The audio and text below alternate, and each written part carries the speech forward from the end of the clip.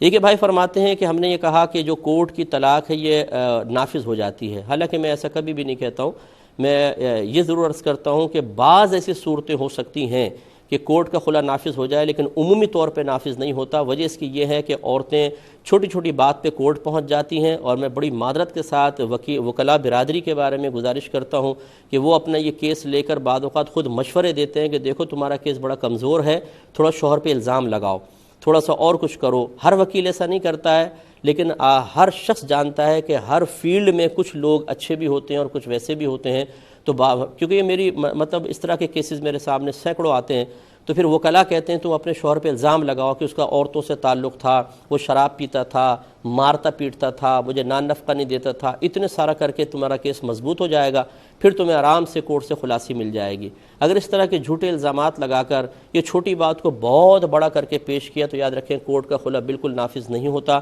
جب تک کہ شوہر سائن نہیں کرے گا، شوہر یس نہیں کہے گا، نافذ نہیں ہوگا۔ ہاں اگر واقعی عورت پہ بہت ہی زیادہ ظلم و ستم ہے، اس کے ساتھ انتہائی ناروا سلوک رکھا گیا ہے، تسلسل سے شوہر اس پہ ظلم کر رہا ہے، اور جج اچھی طریقے سے انکوائری کرنے کے بعد پھر کوئی فیصلہ کرتے ہیں، تو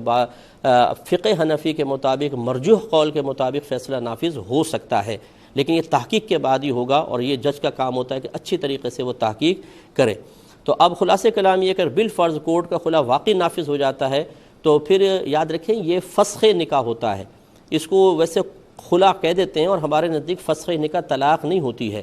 نکاح بریک ہو جاتا ہے لیکن طلاق نہیں ہوتی۔ ہاں اگر شوہر آ کر کہے کہ ہاں میں خلا دیتا ہوں، یا خلا کے باقاعدہ کاغذات تیار کیے جائیں اس پہ سائن کر دے، تو ایک طلاق بائن پڑے گی، پھر ایک طلاق بائن پڑے گی، اور طلاق بائن کی وجہ سے فوراً عورت نکاح سے نکل جاتی ہے، عدت گزار کے وہ کسی اور سے نکاح کرنا چاہے تو کر لے۔ لیکن جب تک طلاق فسخ نکاح حقیقی طور پہ شرعی لحاظ سے نافذ نہ ہو، ہم نے نہیں کہا کہ یہ کورٹ کا ہر فیصلہ نافذ ہو جائے گا، تو پھر ایسی عورت شوہر کے نکاح میں ہی مانی جائے گی اور وہ دوسرا نکاح نہیں کر سکتی ہے۔ تو اچھی طریقے سے اس پہ ذرا غور و تفکر کر لیا جائے۔ ایک بھائی نے کہا کہ کیا کسی خاص مہینے میں عمرہ کرنے سے حج فرض ہو جاتا ہے؟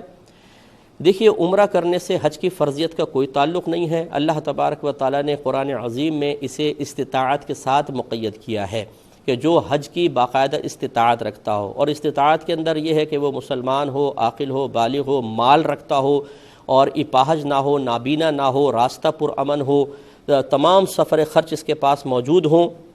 اور اگر یہ گھر بار رکھتا ہے تو اپنی غیر موجودگی کا اتنا نفقہ دے کر جائے، یا اتنا نفقہ اس کے پاس موجود ہو کہ گھر والے آرام سے گزارا کر سکیں، تب کہیں جا کے اس پہ حج فرض ہوتا ہے، ورنہ نہیں ہوتا۔ تو عمرے سے حج کی فرضیت کا کوئی تعلق نہیں ہے، استطاعت کے ساتھ ہے، جو میں نے مختصر سے الفاظ میں آپ کی خدمت میں عرض کی۔